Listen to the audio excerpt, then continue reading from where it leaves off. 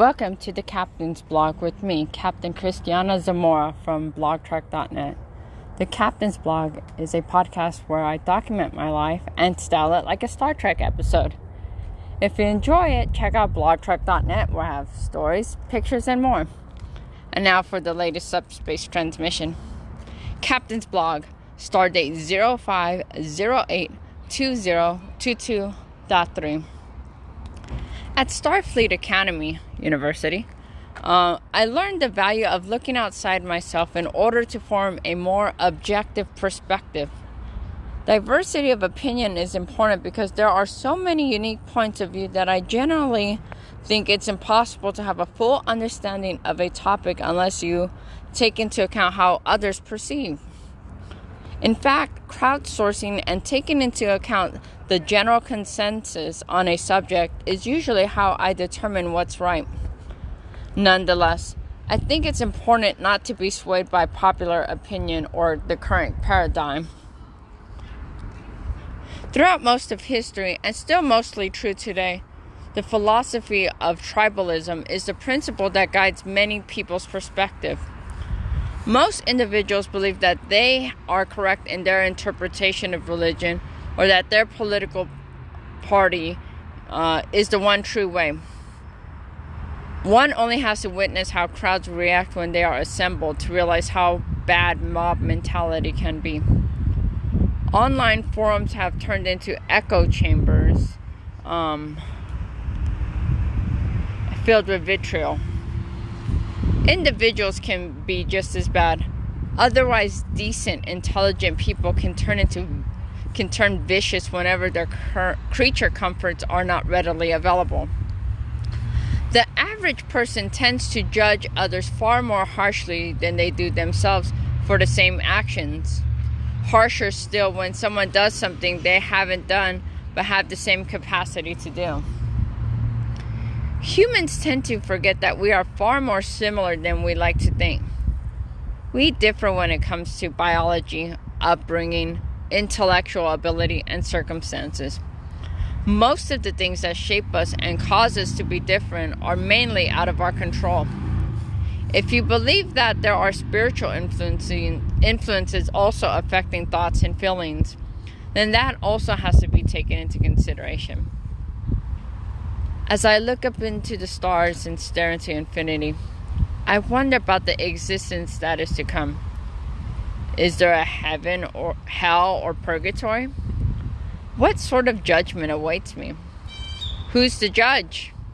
Do others get to see my life and decide what happens? What will they think if they get to see my thoughts, feelings, actions, and are able to read everything I've ever written?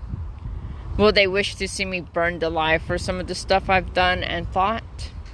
Will they accept my contriteness and the fact that I've changed? How will I react if I get to see the lives of others? What are the limits on forgiveness? Clearly, we all want forgiveness and leniency. Yet, how far does that extend? I think that most people think of themselves as pretty forgiving, but lurking underneath the surface is the viciousness all humans have that seems to extend even to whatever is on the next plane of existence. It seems to be something that's innate to all of us.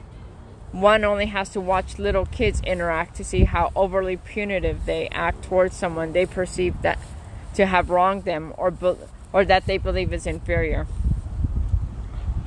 Some are able to suppress their inner vileness to the point where they believe they could be objective and dispassionately judge another. However, everyone has their breaking points. For some, it's smaller scale stuff like lying, cheating, or stealing. Would you want someone who you couldn't trust in heaven? For some, it's individuals that remind you of your flaws, perceived or real. Who wants someone in heaven that reminds you of your shortcomings? Others still may really think they are high-minded enough to forgive anything. What about Hitler? What about rapists, murderers, or pedophiles? What if they were contrite, tried to change their ways, and begged for forgiveness? Still willing to forgive? According to most major spiritual texts, God, the spirits, ancients, whatever you call them, do forgive as long as you don't turn a deaf ear to being guided and that the person genuinely repents. Nonetheless, I do believe that God administers proportional justice or karma in this life or the next. I think when humans think about proportional justice, they think about the most extreme things because we tend to be hyperbolic in our feelings that then affect our thoughts. We want to see our perpetrators suffer. Nay, we need to see them suffer. I do think God also has a duty to show that there is justice. One thing I think we forget about is that if there is a creator being, that makes him a parent. Any good parent loves their kid and wants the best for them. An emotionally healthy parent administers punishment to discourage aberrant behavior while hoping to raise a child that is able to get along with others and be independent. Parents also want to foster a loving relationship with their child. Still, all children test their limits and take for granted all the love they've been afforded. As such, the best recourse parents have is to take away privileges. For anyone that loses their privileges, it feels like cruelty. Kids usually see how much more difficult the world is without the love of their parent. Typically, it's a lot harder to repair damage already wrought than it would have been to be appreciative and obedient in the first place. Though in the long run, a child that misbehaves and understands their mistakes and changes tends to have an even closer relationship with their parent in the long run. Using the same analogy, it's a good thing siblings don't have a say in what happens to us.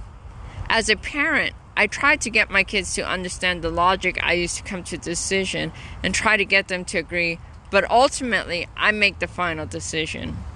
If I let my kids decide how to punish each other, they'd brutalize one another.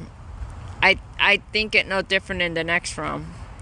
And like any decent parent, God, etc., would give us a decent chance at absolution. I know I would do anything to bring my kids back into the fold. I would think that the same applies to God. And this concludes this episode of Blog Trek. I hope you enjoyed the podcast.